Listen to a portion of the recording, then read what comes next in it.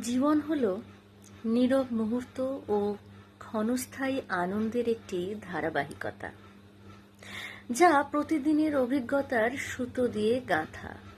এটি প্রকাশ পায় সাধারণ কাজের মধ্যে, যেমন ধরুন একসাথে ভাগাভাগি করে খাবার খাওয়া, দীর্ঘস্থায়ী একটা সূর্যাস্ত কিংবা একটি সান্ত্বনাদায়ক কথায়, যেখানে জীবনের অর্থ প্রকাশিত হয়।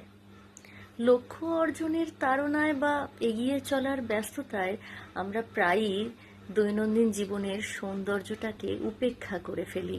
তবুও এই মুহূর্তগুলো যত সাধারণই মনে হোক না কেন, জীবনের অসাধারণ উপহার এরাই